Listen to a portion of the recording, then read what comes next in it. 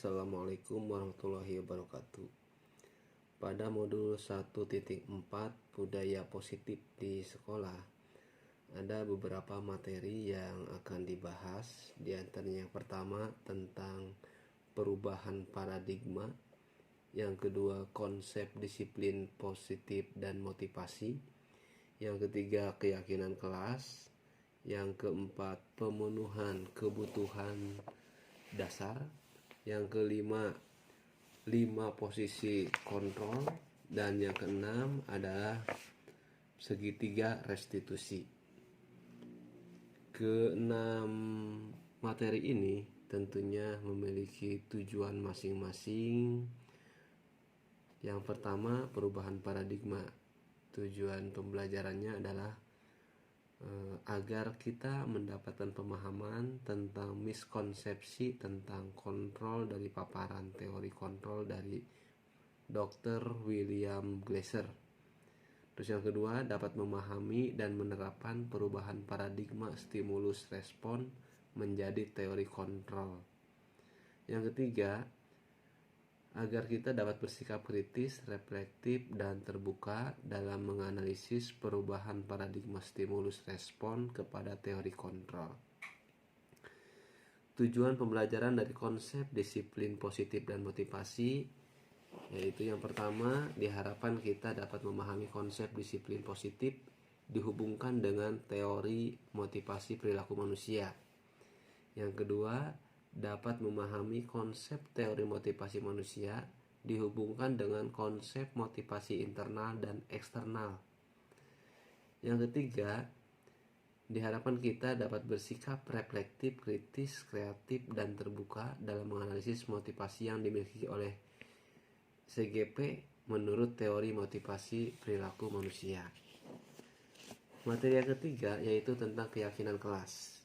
Di materi keyakinan kelas, tujuan pembelajarannya adalah yang pertama, dapat memahami pentingnya memiliki keyakinan kelas sebagai pondasi dan arah tujuan sebuah sekolah atau kelas yang akan menjadi landasan dalam memecahkan konflik atau permasalahan di dalam sebuah sekolah atau kelas. Yang kedua, dapat memahami proses pembentukan dari peraturan-peraturan beralih ke keyakinan kelas. Yang ketiga, akan dapat berpikir kritis, kreatif, dan reflektif dan terbuka dalam menggali nilai keyakinan-keyakinan pada lingkungan mereka masing-masing.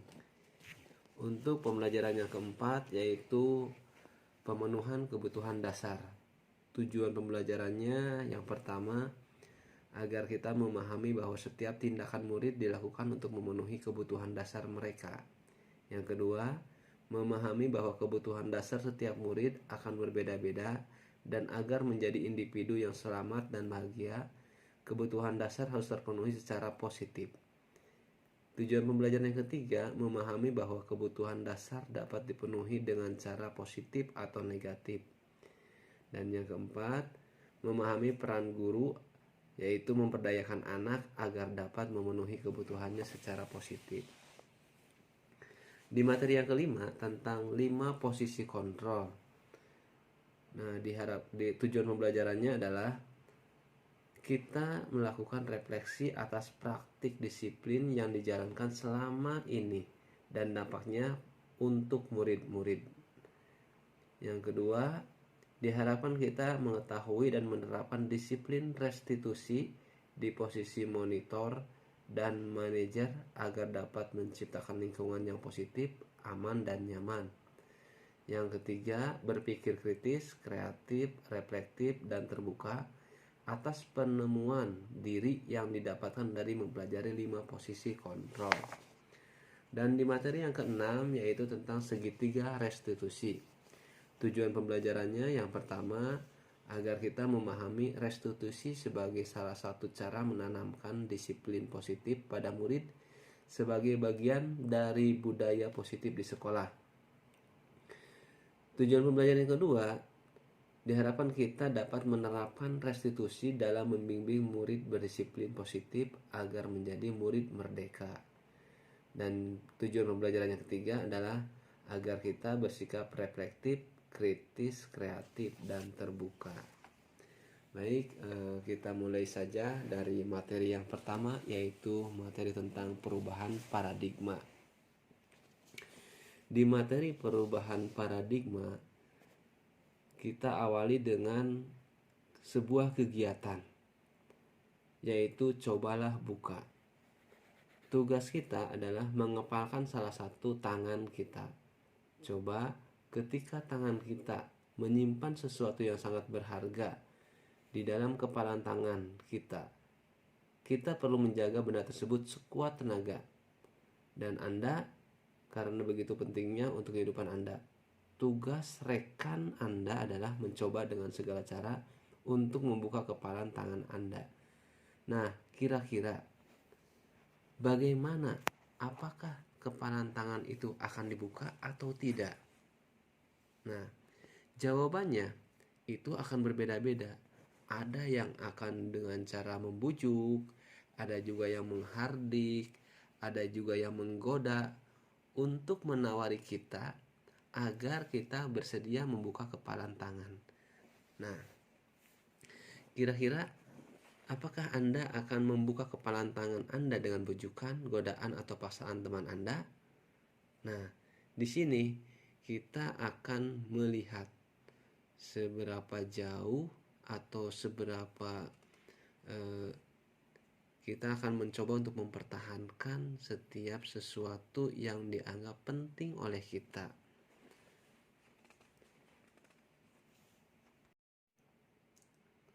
Bismillahirrahmanirrahim. Assalamualaikum warahmatullahi wabarakatuh.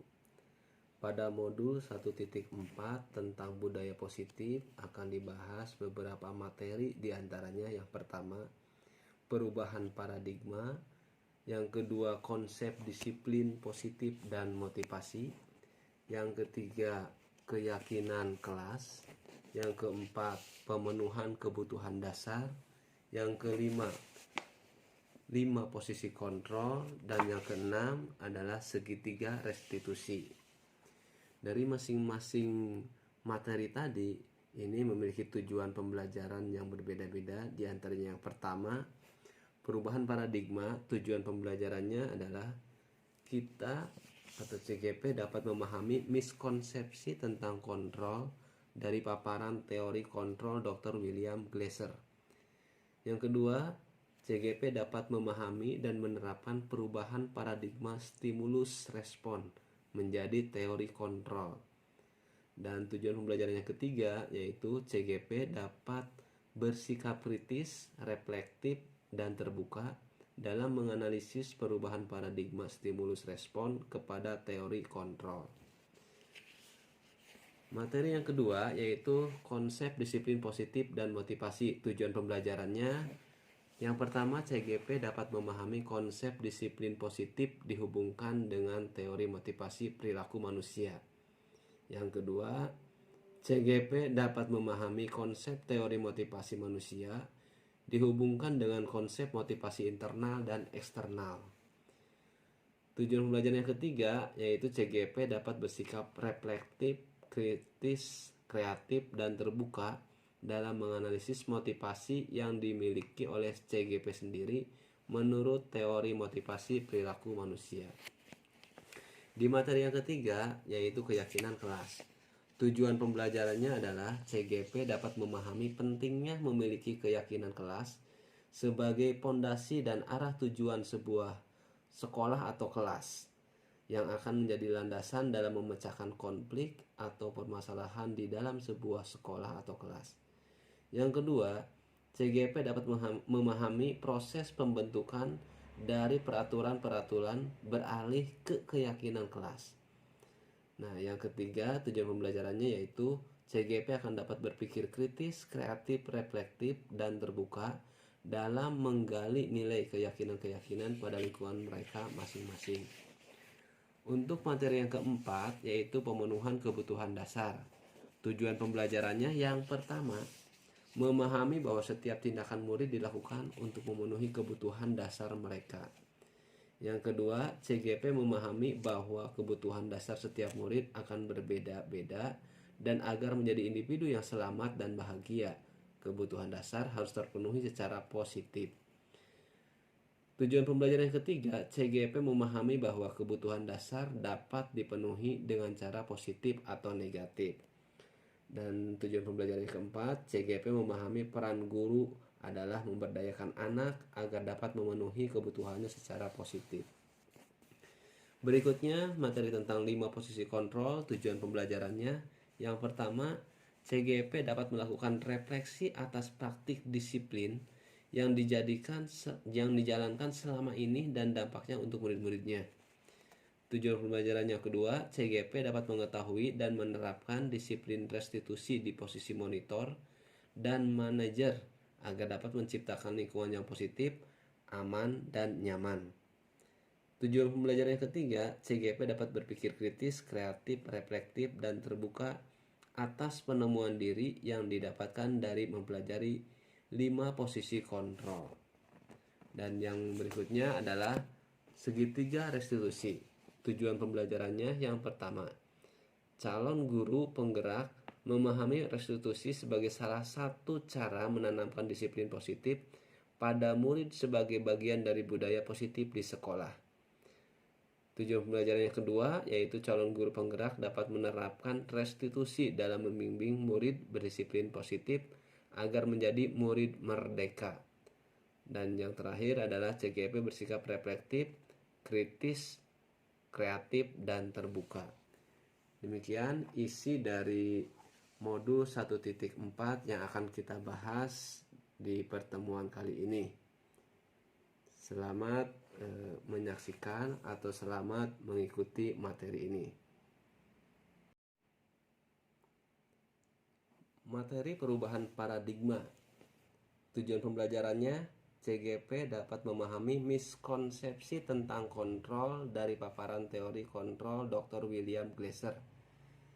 Yang kedua, dapat memahami dan menerapkan perubahan paradigma stimulus respon menjadi teori kontrol.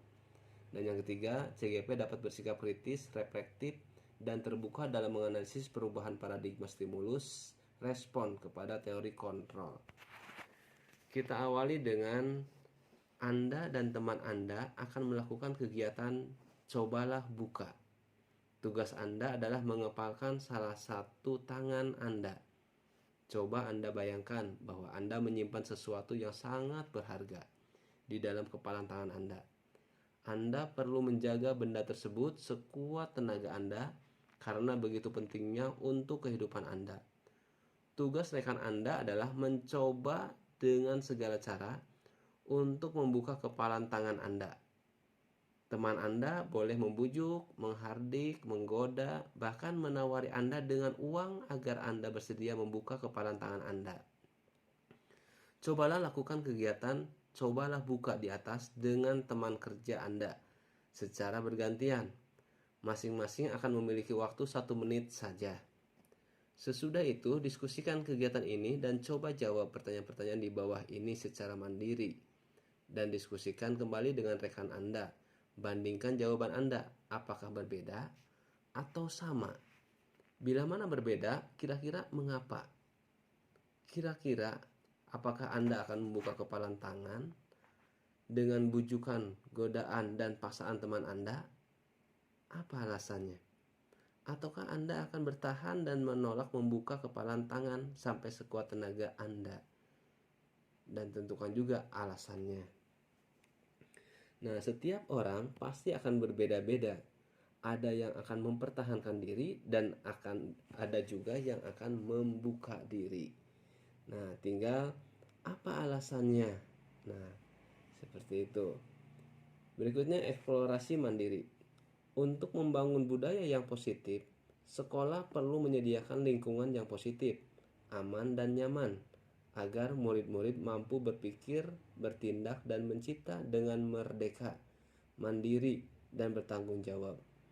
Salah satu strategi yang perlu ditinjau ulang adalah bentuk disiplin yang dijalankan selama ini di sekolah-sekolah kita. Pembahasan disiplin kali ini akan meninjau teori yang dikemukakan oleh Diane Gossen.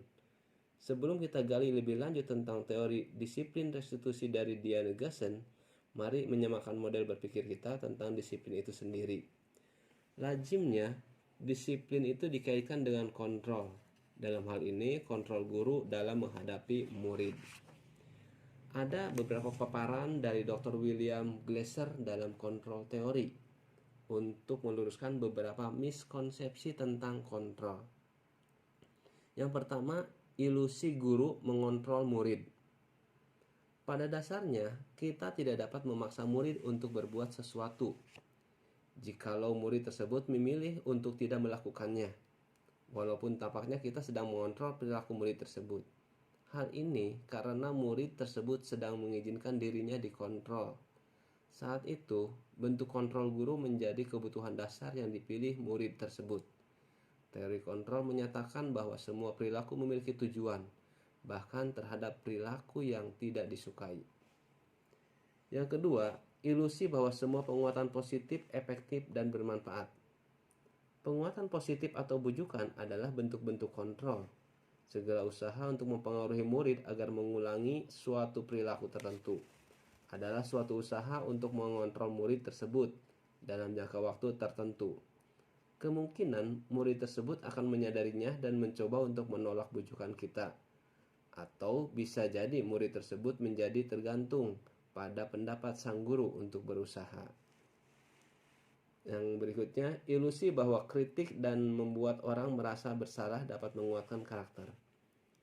Menggunakan kritik dan rasa bersalah untuk mengontrol murid menuju pada identitas gagal, mereka belajar untuk merasa buruk tentang diri mereka. Mereka mengembangkan dialog sendiri yang negatif. Kadangkala sulit bagi guru untuk mengidentifikasi bahwa mereka melakukan perilaku ini, karena seringkali guru cukup menggunakan suara halus untuk menyampaikan pesan negatif. Yang berikutnya, ilusi bahwa orang dewasa memiliki hak untuk memaksa. Banyak orang dewasa yang percaya bahwa mereka memiliki tanggung jawab untuk membuat murid-murid berbuat hal-hal tertentu. Apapun yang dilakukan dapat diterima selama ada sebuah kemajuan berdasarkan sebuah pengukuran kinerja. Pada saat itu pula orang dewasa akan menyadari bahwa perilaku memaksa tidak akan efektif untuk jangka waktu panjang dan sebuah hubungan pengusahaan akan terbentuk. Nah, bagaimana seseorang bisa berubah dari paradigma stimulus respon kepada pendekatan teori kontrol? Stephen R. Covey menyatakan bahwa bila kita ingin membuat kemajuan perlahan, sedikit-sedikit ubahlah sikap atau perilaku Anda. Namun, bila kita ingin memperbaiki cara-cara utama kita, maka kita perlu mengubah kerangka acuan kita. Ubahlah bagaimana Anda melihat dunia, bagaimana Anda berpikir tentang manusia.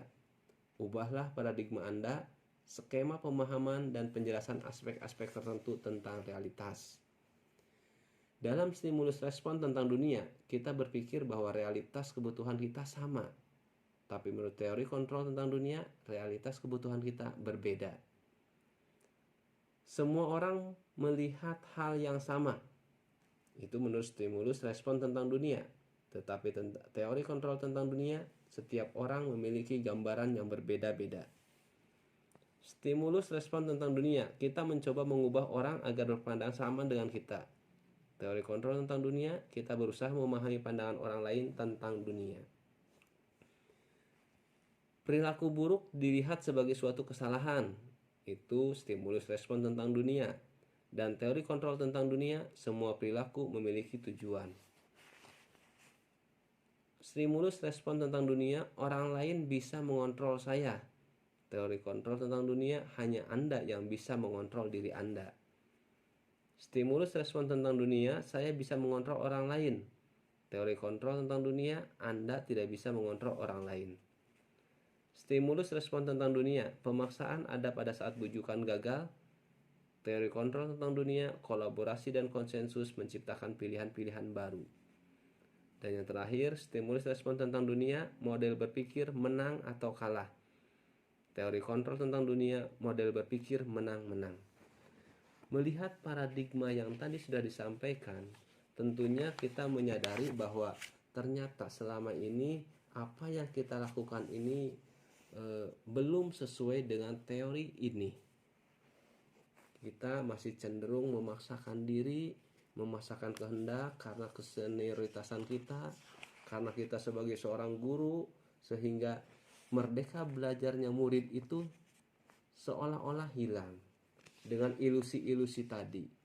Ilusi guru mengontrol murid, ilusi bahwa semua penguatan positif efektif dan bermanfaat, ilusi bahwa kritik membuat orang merasa bersalah dapat menguatkan karakter, ilusi bahwa orang dewasa memiliki hak untuk memaksa. Itu adalah sebuah ilusi-ilusi yang selama ini kita lakukan, dan ternyata semua itu adalah salah. Oleh karena itu, mudah-mudahan dengan materi ini, yaitu tentang perubahan paradigma, kita bisa merubah paradigma dari stimulus respon kepada teori kontrol. Demikian, terima kasih. Wassalamualaikum warahmatullahi wabarakatuh. Selanjutnya kita lanjutkan dengan konsep disiplin positif dan motivasi. Materi yang kedua di modul 1.4 budaya positif, yaitu tentang konsep disiplin positif dan motivasi.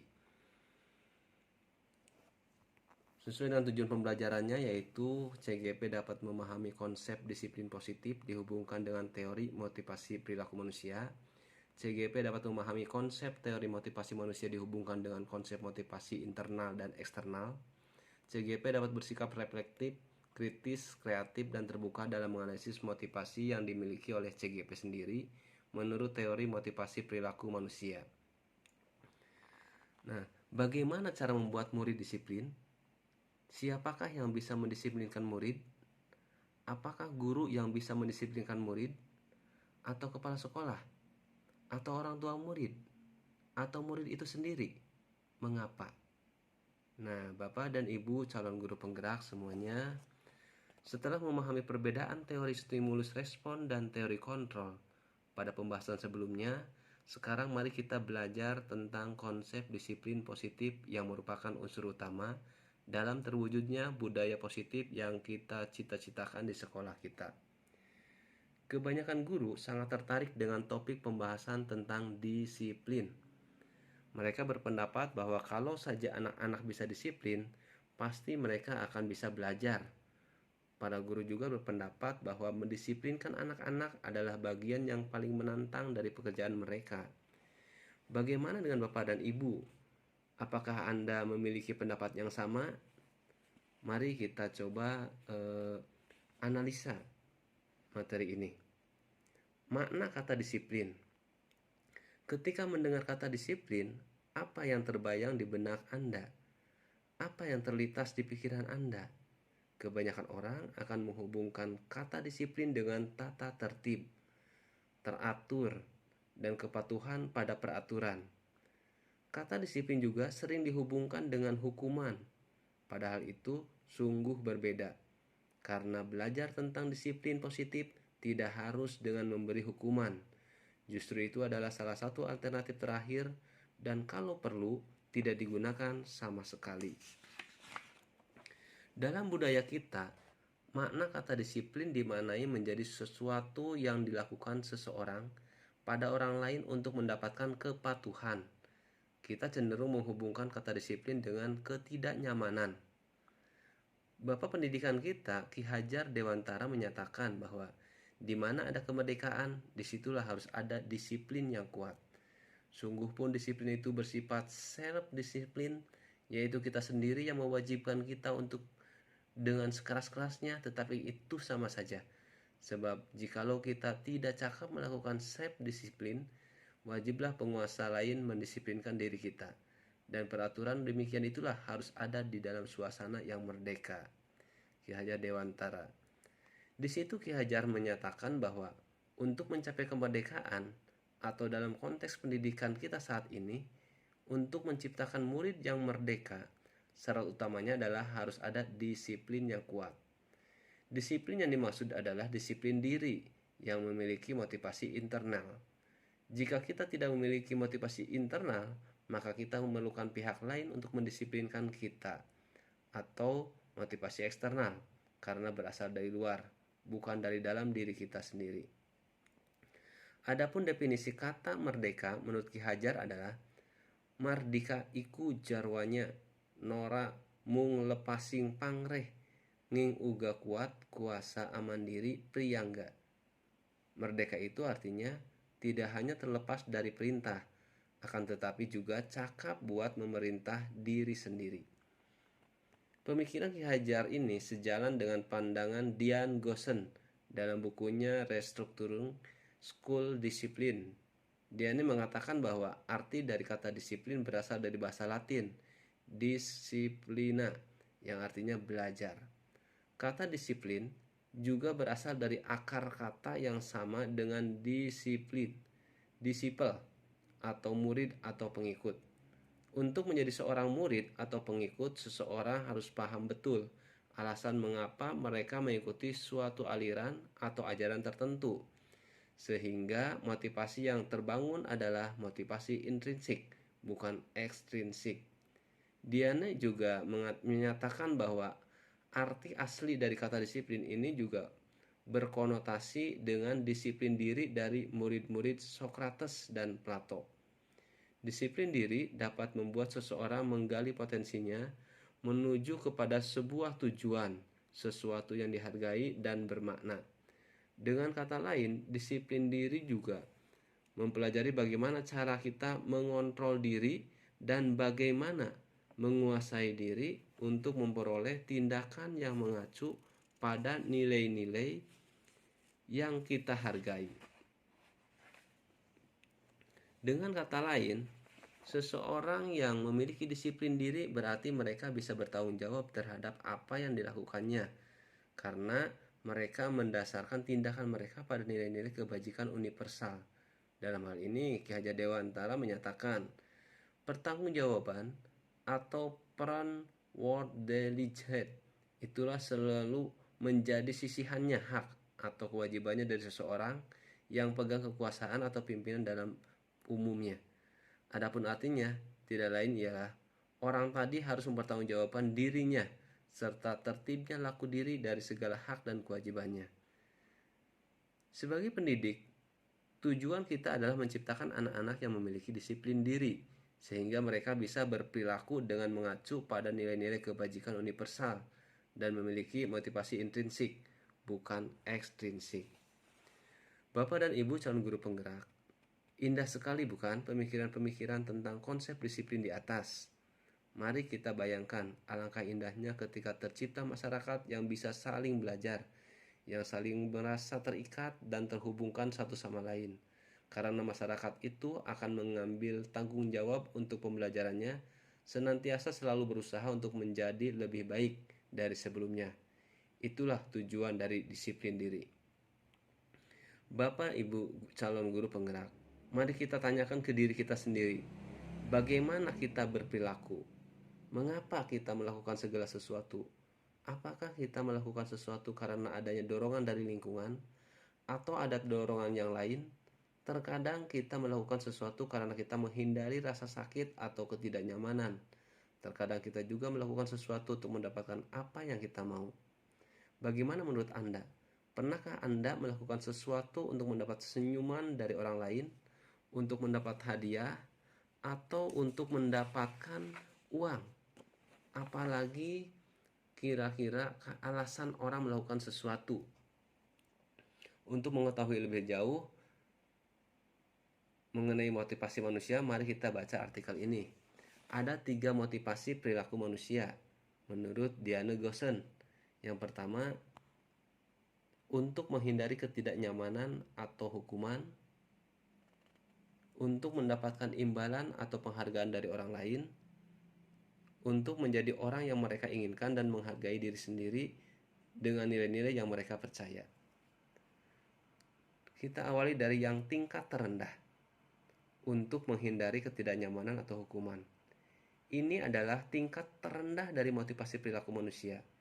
Biasanya, orang yang motivasi perilakunya untuk menghindari hukuman atau ketidaknyamanan akan bertanya, apa yang akan terjadi apabila saya tidak melakukannya?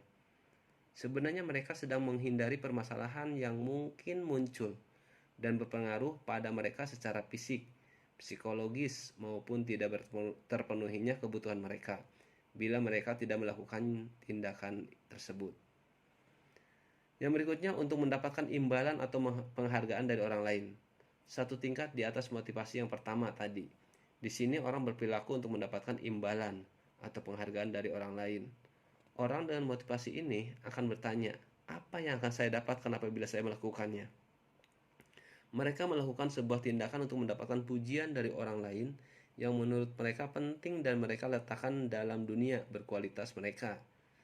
Mereka juga melakukan sesuatu untuk mendapatkan hadiah, pengakuan, atau imbalan. Untuk menjadi orang yang mereka inginkan dan menghargai diri sendiri dengan nilai-nilai yang mereka percaya. Orang dengan motivasi ini akan bertanya, akan menjadi orang yang seperti apa bila saya melakukannya? Mereka melakukan sesuatu karena nilai-nilai yang mereka yakini dan hargai. Dan mereka melakukannya karena mereka ingin menjadi orang yang melakukan nilai-nilai mereka yakini tersebut. Ini adalah motivasi yang akan membuat seseorang memiliki disiplin positif. Karena motivasi berperilakunya bersifat internal, bukan eksternal. Pernahkah Anda berada dalam sebuah situasi di mana Anda sengaja melakukan sesuatu yang menyakitkan bagi Anda, bahkan bertabrakan dengan penghargaan dari orang lain? Mengapa Anda tetap memilih melakukannya padahal Anda tahu akibatnya akan menyakitkan? Anda mungkin akan dikecam secara sosial, bahkan ada kerugian secara finansial. Apa prinsip-prinsip yang Anda perjuangkan dan Anda lindungi? Saat itu Anda sedang menjadi orang yang seperti apa? Bapak dan Ibu calon guru penggerak, tujuan dari disiplin positif adalah menanamkan motivasi yang ketiga pada murid-murid kita, yaitu untuk menjadi orang yang mereka inginkan dan menghargai diri sendiri dengan nilai-nilai yang mereka percaya. Ketika murid-murid kita memiliki motivasi tersebut, mereka telah memiliki motivasi intrinsik yang berdampak jangka panjang. Motivasi yang tidak akan terpengaruh pada adanya hukuman atau hadiah. Mereka akan tetap berperilaku baik dan berlandaskan nilai-nilai kebajikan, karena mereka ingin menjadi orang yang menjunjung tinggi nilai-nilai yang mereka hargai. Pertanyaannya sekarang adalah bagaimana cara kita sebagai guru untuk menanamkan disiplin positif yang positif ini kepada murid-murid kita. Kalau saya selama ini mengartikan disiplin adalah sikap sadar yang dilakukan dengan tanpa pamrih. Jadi ketika kita melakukan sesuatu, jangan berpikir ada siapa dan mengapa, tapi lakukanlah bahwa itu adalah hal yang terbaik. Itu adalah materi yang kedua tentang konsep disiplin positif dan motivasi. Selanjutnya nanti kita akan membahas tentang materi yang ketiga, yaitu tentang keyakinan kelas. Terima kasih. Di modul 1.4, materi yang ketiga yaitu tentang keyakinan kelas. Tujuan pembelajarannya, CGP dapat memahami pentingnya memiliki keyakinan kelas sebagai pondasi dan arah tujuan sebuah sekolah atau kelas yang akan menjadi landasan dalam memecahkan konflik atau permasalahan di dalam sebuah kelas. Yang kedua, CGP dapat memahami proses pembentukan dari peraturan-peraturan beralih ke keyakinan kelas. Dan tujuan pembelajaran yang ketiga adalah CGP akan dapat berpikir kritis, kreatif, reflektif, dan terbuka dalam menggali nilai keyakinan-keyakinan pada lingkungan mereka masing-masing. Bapak dan Ibu calon guru penggerak, mengapa keyakinan kelas? Mengapa tidak peraturan kelas? Mengapa adanya keyakinan kelas penting untuk terbentuknya sebuah budaya positif? Bagaimana mewujudkan sebuah keyakinan kelas yang efektif? Bapak dan Ibu para calon guru penggerak, setiap tindakan atau perilaku yang kita lakukan di dalam kelas dapat menentukan terciptanya sebuah lingkungan positif. Perilaku warga kelas tersebut menjadi sebuah kebiasaan yang akhirnya membentuk sebuah budaya positif. Untuk terbentuknya budaya positif, pertama-tama perlu diciptakan dan disepakati keyakinan atau prinsip-prinsip dasar bersama di antara para warga kelas. Hal ini berkaitan dengan modul 1.2 dan modul 1.3 yang membahas tentang nilai-nilai kebajikan dan visi sebuah sekolah yang perlu ada untuk menentukan arah tujuan dari sebuah institusi atau sekolah. Penyatuan pemikiran untuk mendapatkan nilai-nilai kebajikan serta visi sekolah tersebut kemudian diturunkan di kelas-kelas menjadi keyakinan kelas yang disepakati bersama. Mengapa keyakinan kelas? Mengapa tidak peraturan kelas saja? Pertanyaan berikut adalah mengapa kita memiliki peraturan tentang penggunaan helm pada saat mengendarai kendaraan roda 2 atau motor? Kemungkinan jawaban Anda adalah untuk keselamatan. Pertanyaan berikutnya adalah Mengapa kita memiliki peraturan tentang penggunaan masker dan mencuci tangan setiap saat? Mungkin jawaban Anda adalah untuk kesehatan dan atau keselamatan. Nilai-nilai keselamatan atau kesehatan inilah yang kita sebut sebagai suatu keyakinan, yaitu nilai-nilai kebajikan atau prinsip-prinsip universal yang disepakati bersama secara universal, lepas dari latar belakang suku, negara, bahasa maupun agama. Menurut Gosen, suatu keyakinan akan lebih memotivasi seseorang dari dalam atau memotivasi secara intrinsik. Seseorang akan lebih tergerak dan bersemangat untuk menjalankan keyakinannya daripada hanya sekedar mengikuti serangkaian peraturan. Murid-murid pun demikian. Mereka perlu mendengarkan dan mendalami tentang suatu keyakinan daripada hanya mendengarkan peraturan-peraturan yang mengatur mereka harus berlaku begini atau begitu.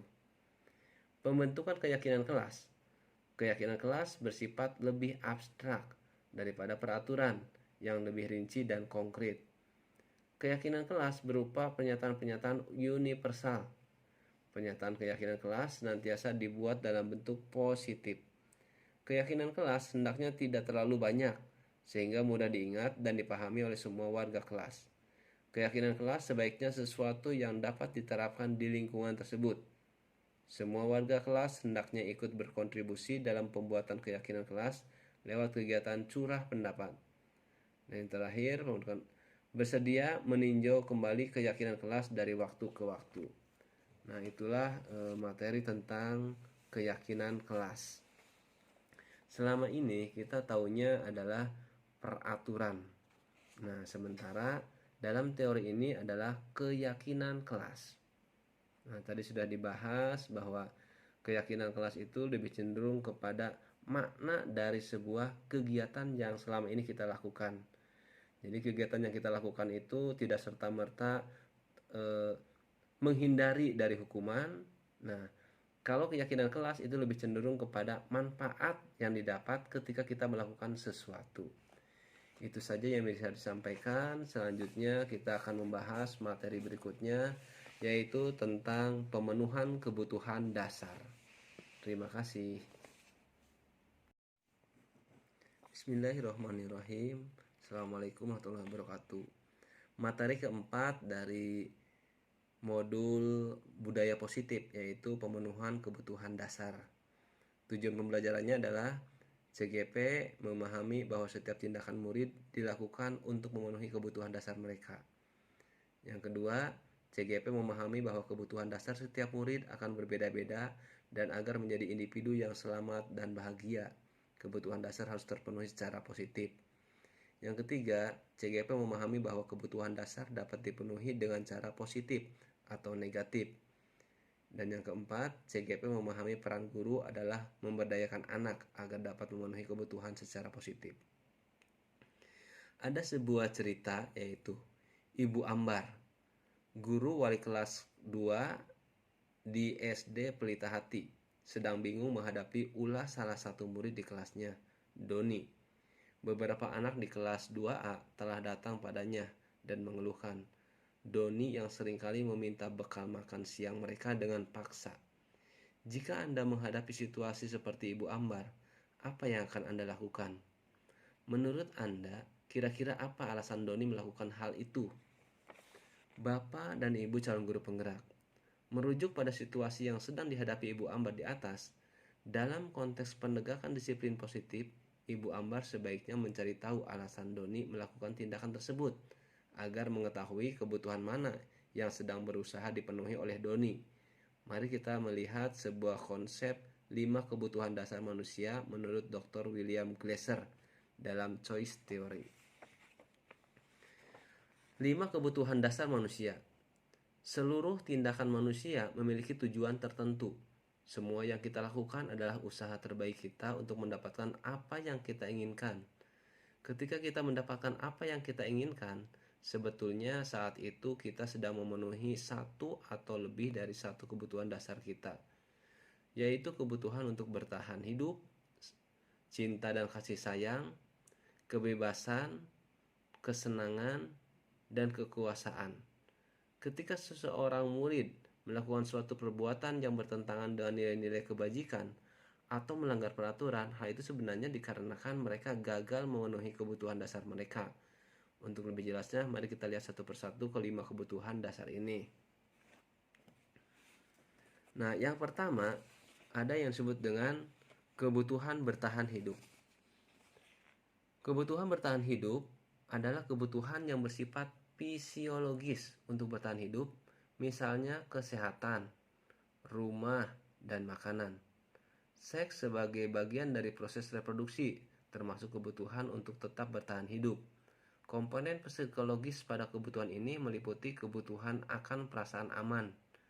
Dalam kasus Dani di atas, apabila jawaban Dani ketika ditanya oleh Ibu Ambar adalah karena ia lapar dan orang tuanya tidak membawakannya bekal makan siang, maka kebutuhan dasar yang sedang berusaha dipenuhi oleh Doni adalah kebutuhan untuk bertahan hidup. Cinta dan kasih sayang. Kebutuhan ini dan 3 kebutuhan berikutnya adalah kebutuhan psikologis. Kebutuhan untuk mencintai dan memiliki meliputi kebutuhan akan hubungan dan koneksi sosial. Kebutuhan untuk memberi dan menerima kasih sayang, dan kebutuhan untuk merasa menjadi bagian dari suatu kelompok. Kebutuhan ini juga meliputi keinginan untuk tetap terhubung dengan orang lain, seperti teman, keluarga, pasangan hidup, teman kerja, binatang peliharaan, dan kelompok di mana kita bergabung. Anak-anak yang memiliki kebutuhan dasar cinta dan kasih sayang yang tinggi biasanya ingin disukai dan diterima oleh lingkungannya. Mereka juga akrab dengan orang tuanya. Biasanya mereka belajar karena suka pada gurunya. Bagi mereka, teman sebaya sangatlah penting. Mereka juga biasanya suka bekerja dengan kelompok. Dalam kasus di atas, apabila Doni menjawab bahwa alasannya mengambil bekal temannya karena dia merasa senang temannya jadi memperhatikan dia. Ketika temannya melaporkan tindakannya itu pada gurunya, dan gurunya memberitahu orang tuanya sehingga orang tuanya jadi memperhatikan dia, maka kebutuhan dasar yang sedang dipenuhi Doni adalah kebutuhan akan cinta dan kasih sayang. Berikutnya ada kebutuhan penguasaan, kebutuhan pengakuan atas kemampuan. Kebutuhan ini berhubungan dengan kekuatan untuk mencapai sesuatu, menjadi kompeten, menjadi terampil, diakui atas prestasi dan keterampilan kita, didengarkan dan memiliki rasa harga diri. Kebutuhan ini meliputi keinginan untuk dianggap berharga, bisa membuat perbedaan, bisa membuat pencapaian, kompeten, diakui, dihormati. Ini meliputi self-esteem dan keinginan untuk meningkatkan pengaruh.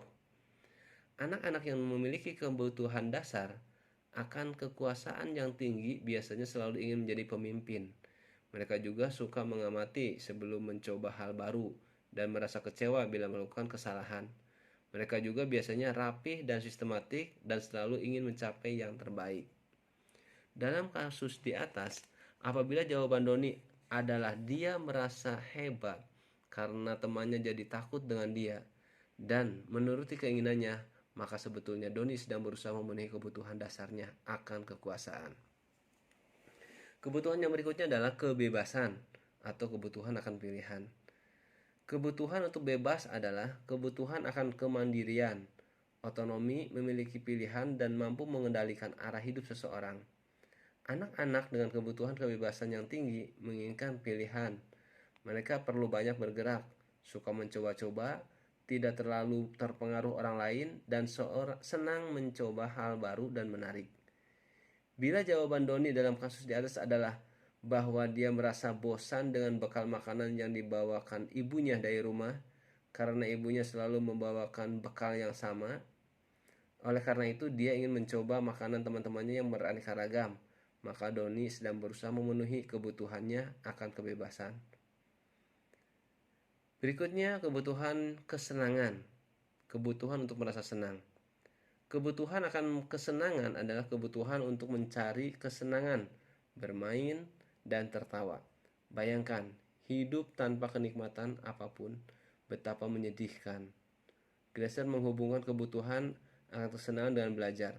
Semua hewan dengan tingkat inteligensi tinggi, anjing, lumba-lumba, primata, dan lain-lain, bermain. Saat mereka bermain, mereka mempelajari keterampilan hidup yang penting.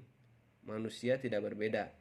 Anak-anak dengan kebutuhan dasar kesenangan yang tinggi biasanya ingin menikmati apa yang dilakukan.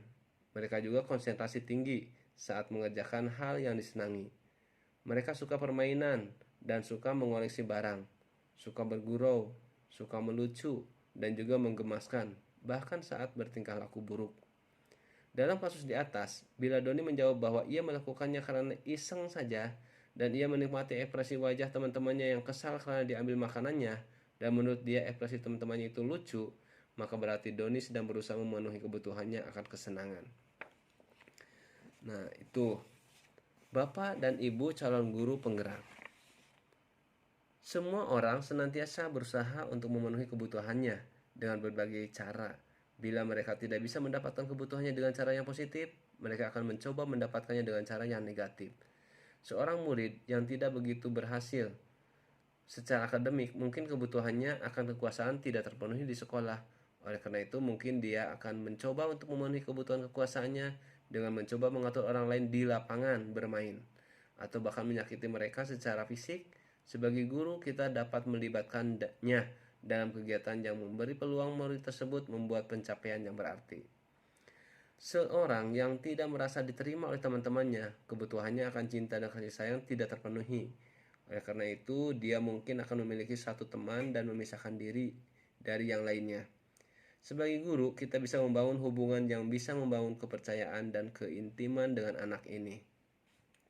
Bagaimana Bapak Ibu? Apakah sekarang sudah paham perbedaan dari kelima kebutuhan dasar? Glasser menyatakan bahwa kapasitas untuk berubah ada di dalam diri kita. Jika kita dapat mengidentifikasi kebutuhan apa yang mendorong perilaku kita, maka perubahan perilaku positif dapat dimulai dengan mencari solusi untuk memenuhi kebutuhannya tertentu dengan cara yang positif daripada cara yang negatif. Bapak dan Ibu calon guru penggerak, setelah belajar tentang 3 motivasi perilaku manusia dan 5 kebutuhan dasar manusia untuk memahami alasan-alasannya yang mendasari tindakan manusia, mari kita belajar satu konsep lagi, yaitu tentang dunia berkualitas dengan membaca deskripsi berikut ini. Dunia berkualitas. Dunia berkualitas Anda adalah tempat khusus dalam pikiran Anda, tempat Anda menyimpan gambaran representasi dari semua yang Anda inginkan. Bisa berisi orang-orang, hal-hal dan apa saja yang terbaik dalam hidup Anda dan membuat Anda merasa bahagia dan terpenuhinya kebutuhan dasar Anda. Dr. William Glasser menyebutnya seperti semacam album foto sehingga isinya tidak akan terlalu banyak. Hanya akan terdiri dari beberapa hal saja yang sangat signifikan dan benar-benar terbaik dalam hidup Anda yang membuat hidup Anda menjadi lebih bermakna. Kebutuhan dasar itu bersifat lebih umum dan universal, sedangkan dunia berkualitas lebih unik dan personal. Orang, tempat, benda, nilai-nilai dan kepercayaan yang penting bagi Anda. Anda akan termasuk di sana. Untuk masuk ke dunia kualitas, syaratnya adalah bahwa sesuatu itu harus terasa sangat baik bagi Anda dan memenuhi setidaknya satu atau lebih kebutuhan dasar Anda. Dalam menentukan segala sesuatu yang masuk dalam dunia berkualitas, tidak perlu kita terlalu mempertimbangkan standar masyarakat tentang apa saja yang penting dan yang tidak. Gambaran dunia berkualitas adalah unik dan spesifik untuk setiap orang. Jika Anda bisa hidup di dunia kualitas Anda, hidup akan sempurna buat Anda. Tapi sayangnya, Anda tidak bisa tinggal di sana. Murid kita juga mempunyai gambaran dunia berkualitas mereka. Tentunya sebagai guru kita ingin mereka memasukkan hal-hal yang bermakna dan nilai-nilai kebajikan yang hakiki ke dalam dunia berkualitas mereka. Bila guru dapat membangun interaksi yang memberdayakan dan memerdekakan murid, maka murid akan meletakkan dirinya sendiri sebagai individu yang positif dalam dunia berkualitas karena mereka menghargai nilai-nilai kebajikan. Nah, itulah materi yang keempat, yaitu tentang kebutuhan dasar. Jadi pada dasarnya ketika siswa melakukan sesuatu itu pasti ada alasannya. Jadi tidak serta-merta hanya dilakukan saja. Oleh karena itu kita sebagai guru berkewajiban untuk memastikan apa yang terjadi dengan murid kita. Jadi kita jangan memvonis dulu, adakan praduga tak bersalah. Itu yang bisa disampaikan. Selanjutnya kita akan mempelajari tentang 5 posisi kontrol. Terima kasih. Bismillahirrahmanirrahim. Assalamualaikum warahmatullahi wabarakatuh. Pada modul 1.4 budaya positif ada materi yang kelima nih, 5 posisi kontrol. Tujuan pembelajaran dari materi ini adalah CGP dapat melakukan refleksi atas praktik disiplin yang dijalankan selama ini dan dampaknya untuk murid-muridnya. Yang kedua, CGP dapat mengetahui dan menerapkan disiplin restitusi di posisi monitor dan manajer agar dapat menciptakan lingkungan yang positif, aman, dan nyaman. Yang ketiga, CGP dapat berpikir kritis, kreatif, reflektif, dan terbuka atas penemuan diri yang didapatkan dari mempelajari 5 posisi kontrol. Ada sebuah kejadian. Yang pertama, Tisa dan Hana dipanggil masuk ke ruangan Ibu Dewi, Kepala Sekolah SMA Makmur. Ibu Dewi baru saja mendapatkan pengaduan dari Ibunda Tisa bahwa Hana menggunakan kata-kata kasar dan merendah-rendahkan Tisa di sosial media. Anto jarang sekali hadir di pembelajaran jarak jauh, dan pada saat hadir pun Anto seringkali menggunakan kata-kata kasar di kolom chat mengejek teman-temannya. Hal ini sudah sangat mengganggu, dan beberapa orang tua murid yang mengikuti pembelajaran daring mengeluhkan tentang perilaku Anto di pembelajaran jarak jauh. Bila Anda adalah guru, penerapan disiplin apakah yang akan Anda lakukan untuk kasus Hana dan kasus Anto? Tentukan alasannya. Bahas dengan rekan CGP Anda dan bandingkan jawaban Anda apakah berbeda atau sama. Bila berbeda, utarakan masing-masing pandangan Anda. Bapak dan Ibu calon guru penggerak, berikut ini akan disampaikan suatu model disiplin yang berpusat pada murid yang dikembangkan oleh Diane Gosen dengan pendekatan restitusi yang disebut dengan 5 posisi kontrol. 5 posisi kontrol mengemukakan bahwa guru perlu meninjau kembali penerapan disiplin di dalam ruang-ruang kelas kita selama ini. Apakah telah efektif? Apakah berpusat memerdekakan dan memandirikan murid? Bagaimana dan mengapa? Melalui serangkaian riset dan bersandar pada teori kontrol William Glasser, Gosen berkesimpulan ada 5 posisi kontrol yang diterapkan oleh seorang guru, orang tua, ataupun atasan dalam melakukan kontrol. Kelima posisi kontrol tersebut adalah bisa sebagai penghukum, pembuat orang merasa bersalah, sebagai teman, sebagai monitor atau pemantau, dan sebagai manajer. Mari kita lihat atau tinjau masing-masing dari kelima posisi kontrol ini. Posisi kontrol yang pertama, penghukum. Seorang penghukum bisa menggunakan hukuman fisik maupun verbal. Orang-orang yang menjalankan posisi penghukum senantiasa mengatakan bahwa sekolah memerlukan sistem atau alat yang dapat lebih menekan murid-murid lebih dalam lagi. Guru-guru yang menerapkan posisi penghukum akan berkata, "Patuhi aturan saya," atau "Awas." Bisa juga dengan kalimat yang lain, "Kamu selalu saja salah." Atau kalimat yang lainnya lagi, "Selalu, pasti selalu yang terakhir. Selesai." Guru seperti ini senantiasa percaya hanya ada satu cara agar pembelajaran bisa berhasil, yaitu cara dia. Itu penghukum. Yang kedua, pembuat orang merasa bersalah. Pada posisi ini biasanya guru akan bersuara lebih lembut. Pembuat orang merasa bersalah akan menggunakan keheningan yang membuat orang lain merasa tidak nyaman, bersalah atau rendah diri. Kata-kata yang keluar dengan lembut akan seperti, "Bapak sangat kecewa sekali dengan kamu." Atau juga bisa dengan kalimat yang lain, "Berapa kali Bapak harus memberitahu kamu ya?" Atau pakai kalimat yang lain lagi, "Gimana coba kalau orang tua kamu tahu kamu berbuat begini?" Di posisi ini, murid akan memiliki penilaian diri yang buruk tentang diri mereka.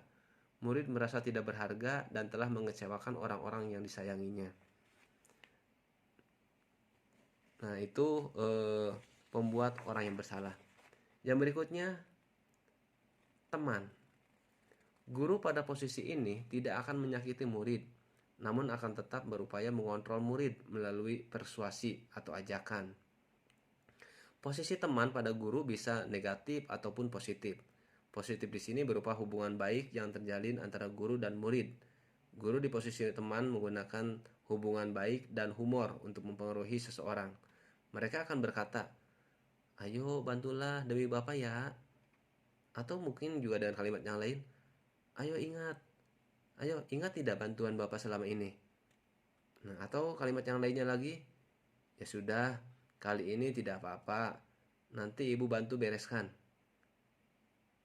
Hal negatif dari posisi teman adalah bila suatu saat guru tersebut tidak membantu, maka murid akan kecewa dan berkata, "Saya pikir Bapak teman saya." Nah, murid merasa dikecewakan dan tidak mau lagi berusaha. Hal-hal lain yang mungkin timbul adalah murid hanya akan bertindak untuk guru tertentu dan tidak untuk guru lainnya.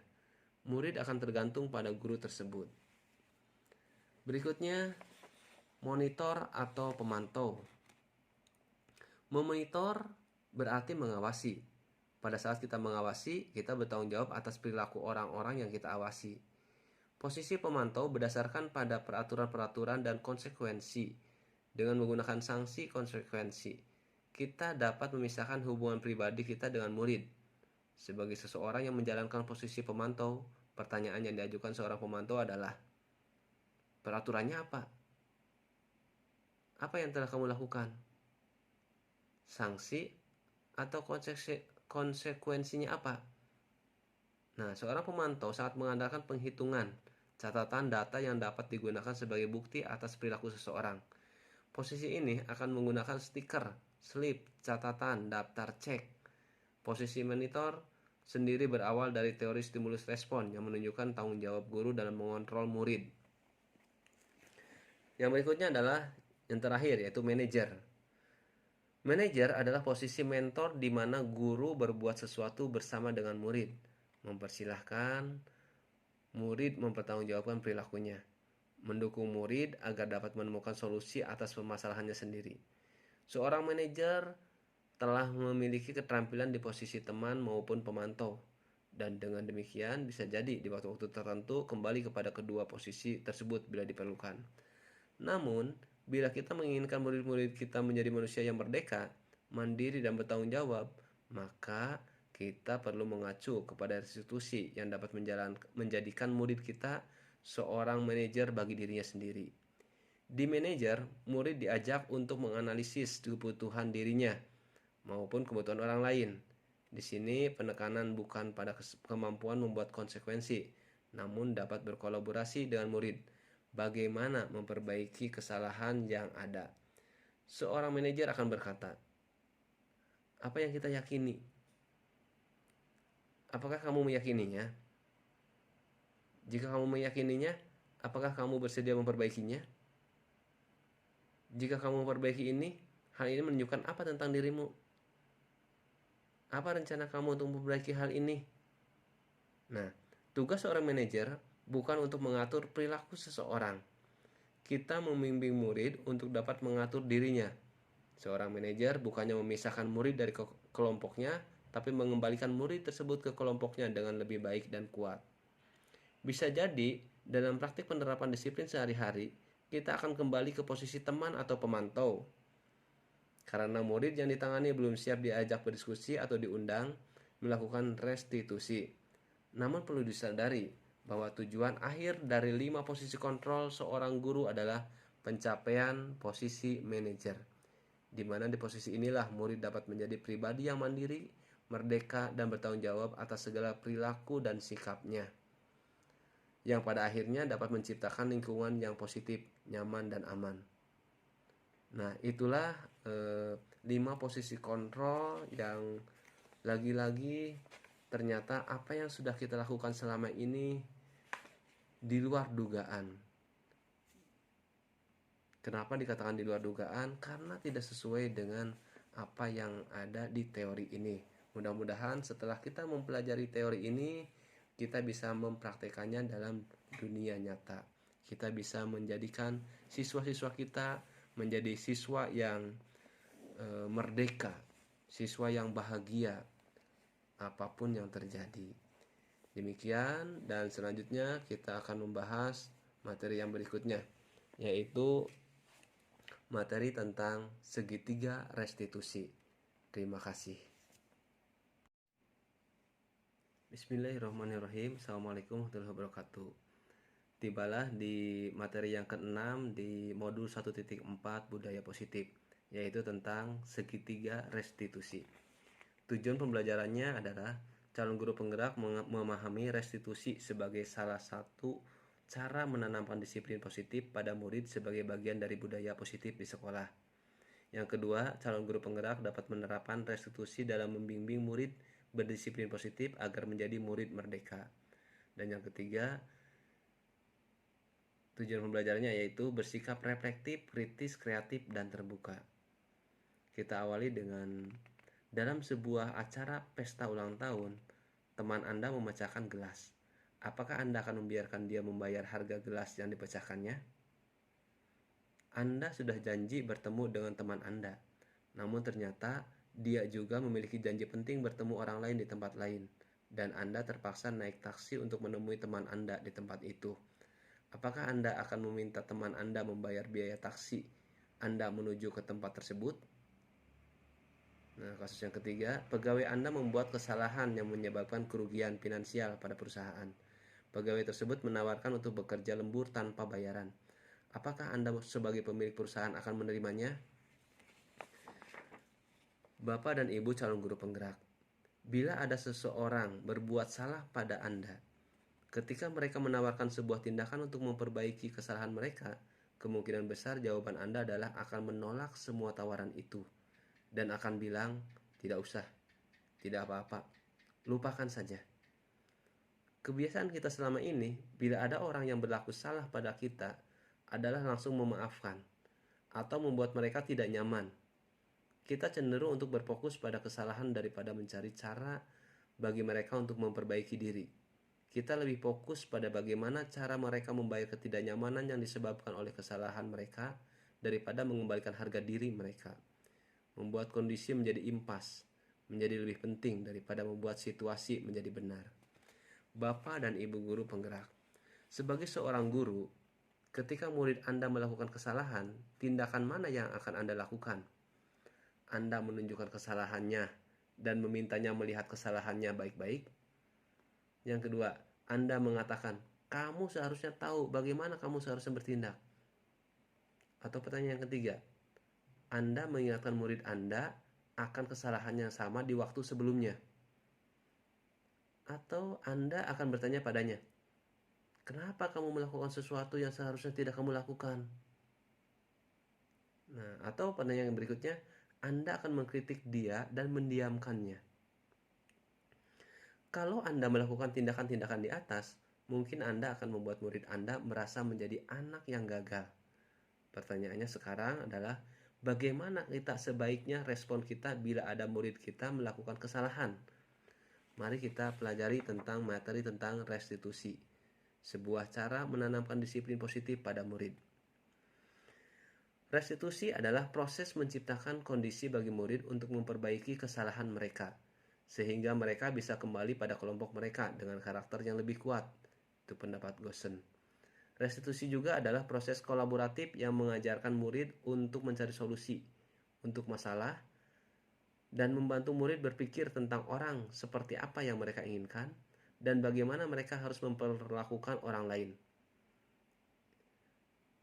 Restitusi membantu murid menjadi lebih memiliki tujuan, disiplin positif, dan memulihkan dirinya setelah membuat kesalahan. Penekanannya bukanlah pada bagaimana berperilaku untuk menyenangkan orang lain atau menghindari ketidaknyamanan, namun tujuannya adalah menjadi orang yang menghargai nilai-nilai kebajikan yang mereka percayai. Sebelumnya kita telah belajar tentang teori kontrol bahwa pada dasarnya kita memiliki motivasi intrinsik. Melalui restitusi, ketika murid berbuat salah, guru akan menanggapi dengan cara yang memungkinkan murid untuk membuat evaluasi internal tentang apa yang dapat mereka lakukan untuk memperbaiki kesalahan mereka dan mendapatkan kembali harga dirinya. Restitusi menguntungkan korban, tetapi juga menguntungkan orang yang telah berbuat salah. Ini sesuai dengan prinsip dari teori kontrol William Glasser tentang solusi menang-menang, win-win solution. Ada peluang luar biasa bagi murid untuk bertumbuh ketika mereka melakukan kesalahan. Bukankah pada hakikatnya begitulah cara kita belajar? Murid perlu bertanggung jawab atas perilaku yang mereka pilih, namun mereka juga dapat memilih untuk belajar dari pengalaman dan membuat pilihan yang lebih baik di waktu yang akan datang. Ketika guru memecahkan masalah perilaku mereka, murid akan kehilangan kesempatan untuk mempelajari keterampilan yang berharga untuk hidup mereka. Berikut ini adalah ciri-ciri restitusi yang membedakannya dengan program disiplin lainnya. Restitusi bukan untuk menebus kesalahan, namun untuk belajar dari kesalahan. Restitusi memperbaiki hubungan. Restitusi adalah tawaran, bukan paksaan. Restitusi menuntun untuk melihat ke dalam diri. Restitusi mencari kebutuhan dasar yang mendasari tindakan. Dan yang berikutnya, restitusi diri adalah cara yang paling baik. Restitusi fokus pada karakter, bukan tindakan. Restitusi menguatkan. Restitusi fokus pada solusi, dan restitusi mengembalikan murid yang berbuat salah pada kelompoknya. Dapat kita simpulkan bahwa di restitusi ini prosesnya ada 3 tahap, yaitu setiap tahapnya terdiri dari teori kontrol. Langkah yang pertama ada menstabilkan identitas. Biasanya teori kontrolnya kita semua akan melakukan hal terbaik yang bisa kita lakukan. Langkah yang kedua adalah validasi tindakan yang salah. Dan langkah yang ketiga adalah menanyakan keyakinan. Nah, berikut ini nanti kita akan coba lihat ilustrasi dari kegiatan restitusi yang dilaksanakan di sekolah kami. Mungkin hanya itu saja yang bisa disampaikan. Terima kasih atas segala perhatiannya. Berikutnya, selamat menyaksikan restitusi di sekolah kami. Assalamualaikum warahmatullahi wabarakatuh. Selamat pagi. Namanya siapa? Sahri. Sahri dari mana namanya? Mendelasa. Kalau kamu siapa namanya? Sama. Namanya sama. Oh, sama. Iya. Terus kamu? Ya. Rijal dari mana rumahnya? Pak Sapel. Sama dari mana? Dari Pak Sapel juga. Terus? Mendelasa. Nah, kenapa terlambat? Macet. Berarti bukan sebab kesengajaan. Dari rumah jam berapa? Jam 6.15. Harusnya sudah sampai sini, tapi ternyata tidak sampai. Tahu nggak berapa menit tadi terlambatnya? 5 menit. Nah, berarti kira-kira apa yang akan dilakukan besok supaya tidak terlambat lagi? Berangkat belum 15, gara-gara macet terlambat. Biasanya tidak. Nah, sekarang terlambat 5 menit. Gimana caranya supaya tidak terlambat lagi? Berangkat lebih awal, berarti jam berapa berangkat dari rumahnya? Jam 6. Ya. Siap untuk ini jam 6 nanti ke depannya? Jam 6 supaya tidak siang lagi ya? Ya. Menyesal nggak hari ini terlambat? Menyesal. Ya. Siap untuk berubah? Siap. Oke. Ini ada Pak Sapen. Pak Sapen berapa menit dari Pak Sapen ke sini? 20 menit. Ya, tadi berangkat dari rumah jam berapa? 6:30. Tapi kenapa kok bisa terlambat? Mogok apanya? Motornya. Aku berdua berarti. Ketika satu mogok, yang hari ini juga mogok juga. Oh, oke. Itu sebuah kesengajaan atau tidak? Bukan kesengajaan. Ya. Pernah sebelumnya seperti ini mogok juga? Pernah. Terus jalan keluarnya gimana? Dipaksa. Ya. Berarti bagaimana caranya supaya nanti tidak mogok lagi motornya? Ya, pertama pakai angkot bisa. Yang kedua, pastikan motornya dalam keadaan sehat. Oleh karena itu selalu sering dicek. Oke ya. Oke, baik, untuk pertemuan kali ini kalian silakan nanti. Yang penting Bapak berpesan jangan diulangi lagi. Ya, kita belajar untuk disiplin. Ya, disiplin itu adalah sikap sadar yang dilakukan dengan tanpa pamrih. Ya, ketika datang terlambat, otomatis kita jangan sampai terulang kembali. Ya, mudah-mudahan kalian menyesal untuk terlambatnya dan tidak akan mengulangi lagi. Ya, sekarang silakan kalian langsung masuk ke kelas. Ya, selamat. Ya, yuk.